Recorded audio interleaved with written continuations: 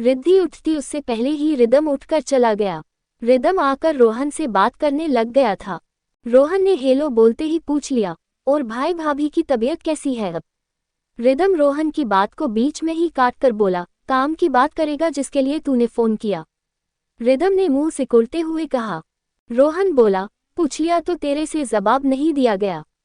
पर तुझे बता दूं, शाम की पार्टी तेरे नाम से है तो उसी के लिए बता रहा हूं कि शाम को टाइम से आ जाना। और तेरी प्रेजेंट बहुत जरूरी है टाइम से, और बाकी सारी चीजें सेट है तो उसकी जिम्मेदारी मेरी है। और अब वापस बना के अपना मुंह स्मर्क। रोहन ने थोड़े गुस्से में फोन काट दिया। रिदम रोहन की बात को याद करके वापस पलट कर रिद्धि को देखने लगा। वो रिद्धि को देखने की कोशिश करने लगा पर उसे रिद्धि कहीं न दिखी। Pensive face. रिदम बेमन से रूम में आया और अपने शाम की कॉफी मंगवाने के लिए वाकी टाकी से नीचे से मंगवाए। थोड़ी देर बाद रिद्धि भी नीचे सबके पास चली गई थी। रिद्धि को समझ नहीं आ रहा था कि वो पार्टी में जाए या न जाए। वो वैसे इस पार्टी में न जाने का मन बना रही थी। वो बेमन से सबके बीच बैठी हुई थी, तभी दादी बोली, बेटा आज तुम पार्टी में क्या पहन कर जाने वाली हो? दादी के इस सवाल पे रिद्धि थोड़ा सा चुप हो गई, फिर सोचकर बोली, असल में दादी अभी मेरा मन थोड़ा ठीक नहीं है तो मैं पार्टी में नहीं जा रही। और वैसे भी ये पार्टी तो रिदम सर की है तो वो खुद जाएंगे ना, मैं क्या करूंगी वहाँ। वैसे भी मेरे कम तो बस ऑफिस तक ही है, रिद्धि ने नजर झुकाए हुए कहा। दादी ने कुछ कहने के लिए मुंह खोला ही था कि सामने से आ रहे रिदम ने जब ये बात सुनी तो वो दादी के पास वाली चेयर पे बैठता हुआ रिद्धि को तिरछा देखकर बोला, दादी ये पार्टी मेरे सभी एम्प्लॉय के लिए है, अब चाहे वो मेरे साथ रहे या मेरे से दूर। जिस तरह ऑफिस आना सबका जरूरी होता है वैसे ही ये पार्टी भी सबके लिए है। रिद्धि रिदम का इशारा समझ चुकी थी कि वो क्या कहना चाह रहा था। दूसरी तरफ से दादी भी बोली, जा रिद्धि बेटा, रिदम सही कह रहा था, तुम भी पार्टी में जाना, तुमको भी अच्छा लगेगा। वो रिद्धि से बात कर ही रही थी कि रिदम बोला, दादी आप बात कीजिए, मुझे काम है, फिर पार्टी के लिए भी तैयार होना है। रिदम इतना बोलकर वहां से चला गया।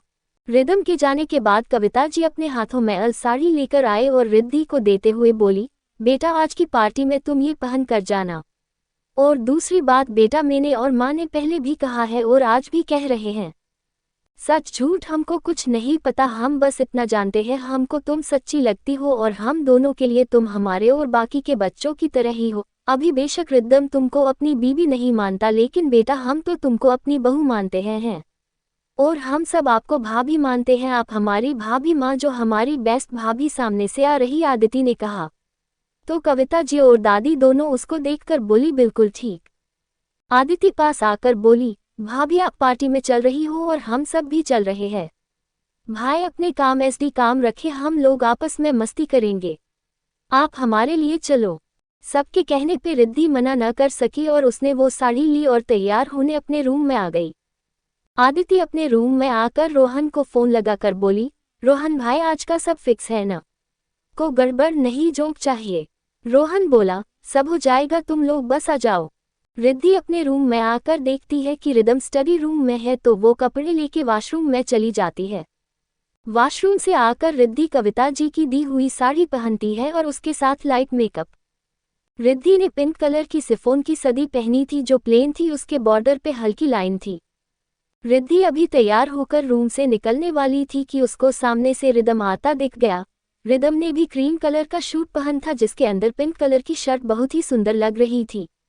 रिदम बहुत ज्यादा हैंडसम लग रहा था। रिद्धि रिदम को देखती ही रह जाती है। रिदम भी रिद्धि को नजर उठाकर देखता है तो देखता ही रह जाता है। रिद्धि सिंपल से लुक में भी बेहद सुंदर लग रही थी। दोनों एक दूजे को देखे जा रहे थे कि उनके गेट पे किसी ने नोक किया, तब दोनों एक दूजे से नजरें चुराने लगी। रिद्धि रिदम अभी एक दूजे से नजरें चुराकर इधर उधर देखने लगे, तभी दोबारा से गेट बजा। रिद्धि ने जाकर गेट खोला तो सामने अदिति खड़ी थी। आदिति रिद्धि को देखकर बोली, वाओ भाभी आप तो आज बिल्कुल कातिल हसीना लग रही हो, यमी फेस, आज तो आपको देखकर लोगों के दिल धक से रह जाएंगे। Yummy face, smiling face. Aditi बिना रिदम को देखे बोले का रही थी। तभी रिदम आगे आकर बोला, तेरी बकवास बंद हो गई हो तो गेट से जाएगी। Tears of Joy. आदिति अपनी जीभ दबाकर बोली, ओए तेरी की खडूस सिंह क्रूर सिंह, यही थी क्या टीयर्स ऑफ जॉय। हालांकि ये बात सिर्फ रिद्धि ने सुनी, रिदम थोड़ा दूर था तो वो सुन नहीं पाया। आदिति जरूरत से ज्यादा मुस्कुरा कर बोली, क्यों नहीं भाई, आपने के लिए मैं तो बस भाभी को देखने आई थी कि वो तैयार हुई है या नहीं। इतने में आरव और आदित्य भी आकर बोले, वाओ भाभी, आप तो सच में आज बहुत सुंदर लग रही हो। दोनों एक साथ बोला जो रिदम को पता नहीं क्यों अच्छा नहीं लगा। बेशक उसे रिद्धि से मतलब नहीं था, पर आज उसे अपने भाइयों के मुंह से रिद्धि की तारीफ सुनकर अंदर ही अंदर जलन सी हो रही थी। वो थोड़ा गुस्से में बोला, पाउटिंग पार्टी कैंसिल करके यही एक दूसरे की तारीफ करते रहो। स्मर्क पाउटिंग, हालांकि उसको खुद नहीं पता था कि उसे इस टाइम क्या बोलना है। सब लोग नीचे आ गए थे। रिद्धि और रिदम गलती से चलते चलते बराबर में आ गए थे। दोनों की जोड़ी इस टाइम बहुत अच्छी लग रही थी। दादी दोनों को बराबर में देखकर बोली, किसी की नजर न लगे, मेरे बच्चों को बिल्कुल ऐसा लग रहा है जैसे राम और सीता की जोड़ी खड़ी हो। दादी ने दोनों की बलाएं लेते हुए कहा। रिदम थोड़ा गुस्सा होकर बोला, क्या दादी कुछ भी कहती रहती हो। पर दादी ने रिदम की बतौले ध्यान न देकर रिद्धि को अपने पास बुलाया और उसके माथे पे प्यार से किस करके बोली, बेटा बहुत प्यारी लग रही को, और आकर मंगलसूत्र को वापस पहन लेना, तेरे सुहाग की निशानी है वो, उसे खुद से दूर मत किया कर। दादी की बात पे रिद्धि बोली, दादी वो पार्टी में सब होंगे इसलिए। दादी बीच में ही बोली, मैं जानती हूँ सब, इसलिए अभी जाओ और रिदम के साथ ही रहना। रिद्धि ने दादी के पैर छुए और बाहर आ गई। बाहर रिदम अपनी गाड़ी निकाल रहा था। आज वो खुद अपनी गाड़ी ड्राइव करके लेके जाने वाला था और आरव, कियारा और आदित्य चारों एक गाड़ी से जा रहे थे। रिद्धि जैसे ही बाहर की तरह जाने को हुई कि रिदम ने पीछे से जोर से आवाज देकर बोला, बाहर कोई दूसरी गाड़ी खड़ी है क्या, को उसमें बैठकर जाओगी। रिद्धि पलट कर बोली, सर तब घर के अंदर तो आने से रही, उसके लिए तो मुझे बाहर ही जाना होगा ना, तो मैं उसी के लिए बाहर जा रही हूँ। रिदम रिद्धि के पास आया और उसका हाथ पकड़कर अपनी गाड़ी के पास लाकर गेट खोलकर बोला, छह बैठो चुपचाप से। पाउटिंग। रिद्धि बोली, सर मैं चली जाऊंगी, आप जाओ। रिदम को थोड़ा गुस्सा आ गया, वो रिद्धि के हाथ को थोड़ा जोर से दबाकर बोला, जितना कहा जाए उतना बोलो।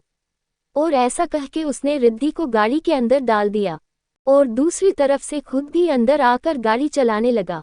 रूही मन ही मन बोली, ये रिदम सर कल से इतने मेहरबान क्यों हो रहे हैं। रिद्धि विंडो से बाहर देखते हुए सोच रही थी। दोनों चुप थे और आधा घंटे के मौन के बाद गाड़ी होटल ग्रैंड वैली के पीछे के गेट पे जाकर रुकी। रिदम बोला, तुम पीछे के गेट से अंदर जाओ, आगे के गेट ले मीडिया वाले होंगे। रिद्धि कुछ बोली नहीं, बस चुपचाप गाड़ी से उतरकर अंदर जाने लगी। पार्टी होटल के फर्स्ट फ्लोर पे थी तो वो सीधा वहीं पहुंची। वहां पार्टी में सभी लोग अपने अपने पार्टनर या पत्नी के साथ आए हुए थे और जिनके पार्टनर नहीं थे वो सिंगल आए थे। रिद्धि अंदर गई तो सभी लोग उसके साथ वाले मिल गए थे। सभी उसकी तारीफ कर रहे थे, सब बोल कि आज वो बेहद सुंदर लग रही है। रिद्धि अपने ग्रुप वालों के साथ खड़ी थी। उन्हीं में से एक था समीर, जो वैसे तो बहुत ही घटिया निहायती कमीना इंसान था, पर बस लड़की कैसे भी करके एक बार उसके झांसे में आ जाए फिर उसको यूज करके छोड़ देता था। वो रिद्धि को देखता है तो देखता ही रह जाता है। वो रिद्धि के पास जाता है और रिद्धि की तारीफ करके कहता है। समीर रिद्धि के पास आकर बोला, हाय रिद्धि। तो रिद्धि ने भी हल्के से मुस्कुराते हेलो बोला। समीर के साथ बाकी कई लोग थे जो रिद्धि और उसके साथ काम करते थे, इसलिए इस टाइम समीर रिद्धि से ज्यादा कुछ न बोल पाया था। सभी लोगों ने रिद्धि की तारीफ की। रिद्धि सभी से मुस्कुरा कर बात कर रही थी। तभी उनके ऑफिस के एक विकास सर और परिणाम की मेम ने रिद्धि को बोला, अरे रिद्धि सुनो, तुम रिदम सर की पीए हो और उनके आसपास भी ज्यादा टाइम रहती हो, तो हम सब चाहते हैं कि तुम रिदम सर को हमारी तरफ से ये बुके सर को दे देना। रिद्धि थोड़ा घबरा कर बोली, अरे लेकिन मैं कैसे, आप लोग दीजिए ना। तो सभी ने रिद्धि को फर्श किया और रिद्धि न नहीं कर पाई। थोड़ी देर बाद पार्टी की रौनक बढ़ती गई। सभी लोग आ चुके थे। रिदम भी पार्टी में आ गया था, वो भी रोहन और आदित्य और आरव के साथ एक तरफ खड़ा था। वो ऑफिस के कुछ खास एम्प्लॉय से बात कर रहे थे। तभी सभी ने रिद्धि को इशारा करके रिदम के पास जाने को कहा। रिद्धि हिम्मत करके रिदम के पास जाने लगी। उसके हाथों में बुके था। रिद्धि थोड़ा घबरा कर रिदम की ओर जा रही थी, हालांकि ऐसा करते हुए उसकी सांसें तेज हो रही थी। उसको कहीं न कहीं रिदम के पास जाने में डर लग रहा था। दूर खड़ी तारा ये सब देखकर मन ही मन बोली, कितनी बड़ी ड्रामेबाज है ये लड़की। स्मर्क सबके सामने कितना भोला बनकर रहती है। पाउटिंग पाउटिंग स्मर्क स्मर्क, बल्कि इसकी हकीकत तो ये ही जानती है। वो खुद के मन में ये विचार कर रही थी। उधर रिद्धि बुके लेके रिदम के पास गई और बहुत ही धीमी आवाज में डरते डरते बोली, सर ये ऑफिस के एम्प्लॉय को तरफ से आपके लिए है। रिदम ने तिरछी नजर से रिद्धि को देखा, फिर बुके को, फिर बिना कुछ बोले बुके हाथ में ले लिया। रिद्धि जल्दी ही वहां से चली गई। सब लोग पार्टी का मजा ले रहे थे। आज सच में बहुत शानदार पार्टी दी थी। रिदम ने पार्टी की चकाचौंध से पूरा एरिया झिलमिला रहा था। सब लोग अपने अपने पार्टनर के साथ खाना खाने और पार्टी के सारे मजे ले रहे थे। खाने का भी बहुत अच्छा इंतजाम किया गया था। सब लोग अपने अपने मनपसंद खाना खा रहे थे। कुछ लोग पार्टी की सजावट को देख रहे थे तो कुछ लोग आपस में बातें कर रहे थे। रिद्धि एक तरफ खड़ी थी। तारा पूरी तरह से रिद्धि पे नजर जमाए बैठी थी। आदिति रोहन के पास आकर, भाई प्लान रेडी है ना? रोहन बोला, सब रेडी है, बस तू और आरव आगे के प्लान को बढ़ाओ। तो अदिति बोली, वो हमने आदित्य भैया को बोल दिया है, वो थोड़ी देर में अपना काम करने वाले हैं। रोहन बोला, ठीक है फिर मैं मेरा काम करता हूँ। उंगली से ऊपर की ओर इशारा। सब लोग वापस से पार्टी एंजॉय करने लग जाते हैं। तभी पार्टी हॉल के बीचों बीच आदित्य एक माइक लेकर बोलने लगता है, हे गाइज, आज की पार्टी सबके लिए सेम है, यह न कोई बॉस है न कोई एम्प्लॉय है, ये खड़े सभी लोग बराबर है। तो आज सभी दिल खोलकर एंजॉय करेंगे। जिसको डांस करना अच्छा लगता है वो डांस करे, जिसको गेम खेलना अच्छा लगता है वो गेम खेले, और जिसको शांति से बैठकर सब देखना अच्छा लगता है वो देखे। आज की पार्टी हटकर है। आज की खास बात, आज यहाँ जो डांस थीम है वो चेंजिंग पार्टनर की थीम है, तो कोई भी किसी के साथ डांस कर सकता है। आदिति भी उससे पास चली गई। दोनों ने मिलकर अनाउंसमेंट किया तो सभी लोग जोर जोर से ताली बजाने लगे। धीरे धीरे म्यूजिक स्टार्ट हुए। सभी लोग अपने अपने पार्टनर के साथ डांस करने लगे। सब बहुत एंजॉय कर रहे थे। हर गाना बदलने के साथ पार्टनर भी बदल रहा था। समीर बहुत देर से कामुक नजरों से रिद्धि को देख रहा था। वो डांस कर रहा था, वो दूसरों के पार्टनर के साथ डांस कर रहा था। वो चाह रहा था कि रिद्धि भी डांस करे आए। वो अभी सोच हो रहा था। दूसरी ओर रिदम रोहन और आरव के साथ बात कर रहा था। तभी रिदम ड्रिंक का ग्लास हाथ में लिए डीजे फ्लो के बीचों बीच से होते हुए हाथ में वाइन का गिलास हाथ में लिए रिद्धि की तरफ जा रहा था। किसी को कुछ समझ नहीं आ रहा था। सब लोग डांस कर रहे थे, पर जैसे ही रिदम डीजे फ्लो के बीच में से निकला तो सब लोग साइड होने लगे थे। उसी टाइम डीजे पे गाना प्ले हो रहा था, ये सारी रात आहें भरता, पल पल यादों में मरता, माने ना मेरी मन मेरा, थोड़े थोड़े होश मदहोशी सी है, नींद बेहोशी सी है, जाने कुछ भी ना मन मेरा, कभी मेरा था पर अब बेगाना है ये। इस गाने गाने के साथ रिदम के पैर अपने आप उसका साथ छोड़ने लगे थे। वो जैसे जैसे रिद्धि के नजदीक जा रहा था वैसे वैसे सबकी नज़र रिदम के ऊपर ही जा रही थी।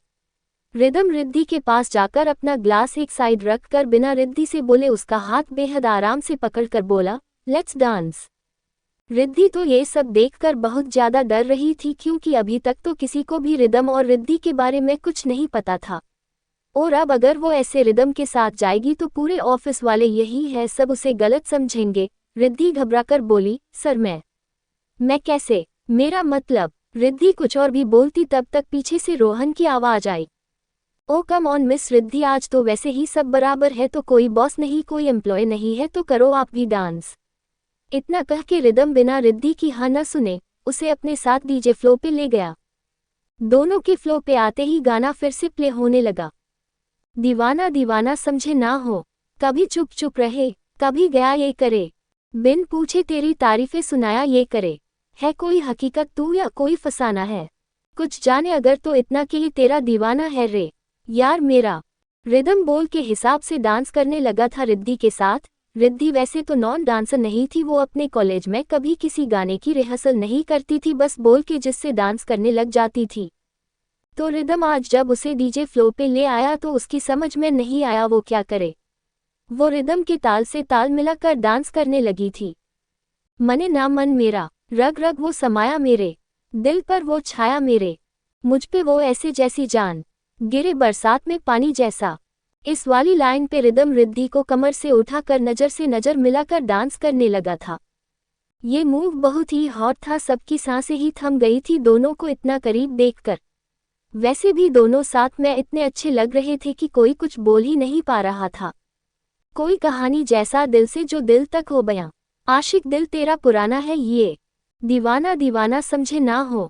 कभी चुप चुप रहे, कभी गया ये करे, बिन पूछे तेरी तारीफें सुनाया ये करे। है कोई हकीकत तू या कोई फसाना है, कुछ जाने अगर तो इतना कि ये तेरा दीवाना है। रे मन मेरा, मने ना मन मेरा, तुझको जो देखे ये मुझको लेके, बस तेरे पीछे पीछे भागे। तेरा जुनून है, तू ही सुकून है। इस वाली लाइन के आते ही रिदम ने एक हाथ से रिद्धि को नीचे की तरफ गिराकर बहुत जल्दी अपनी बाहों में उठाकर चारों तरफ घुमा दिया था। रिदम के इस मूव को देखकर एसबी के ओ सांस अटक गई थी। रिद्धि खुद उसकी धड़कन बहुत तेज हो गई थी। उसके अगले स्टेप पे रिद्धि को खड़ा करके दोनों पास आकर दूर जा रहे थे। दोनों की सांसें बहुत तेज होती जा रही थीं। दोनों अब जिस मूव को कर रहे थे इसमें रिदम ने एक हाथ रिद्धि की कमर पे रखा हुआ था तो दूसरा हाथ रिद्धि के सिर के पीछे थे। दोनों के होंठ बहुत पास थे, अगर जरा सा भी हिलते तो दोनों को होंठ आपस में टकरा जाते। दोनों की नजदीकी पे जोर से रोहन ने सीटी बजाई। तुझसे ही बंधे दिल के धागे, कभी चुप चुप रहे, कभी गया ये करे, बिन पूछे तेरी तारीफें सुनाया ये करे। है कोई हकीकत तू या कोई फसाना है, कुछ जाने अगर तो इतना कि ये तेरा दीवाना है। रे मन मेरा, रे मन मेरा। दोनों के हॉट डांस के बाद जैसे ही सॉन्ग बाद हुआ रोहन आदित्य और आदिति आरव ताली बजाने लगे। उन लोगों को देखकर वाली लोग भी ताली बजाने लगे थे। असली मजा आएगा नेक्स्ट पार्ट में, तो प्लीज आज के पार्ट की मेहनत को थोड़ा तो सपोर्ट करो, स्टार और कमेंट देते जाना, पर वीडियो को हाइप दे दिया करो। बहुत आसान है, पहले वीडियो को लाइक करो, उसके बाद अपने आप कमेंट बॉक्स में अपने आप हाइप शो होने लगता है, तो प्लीज हाइप दे दिया करो।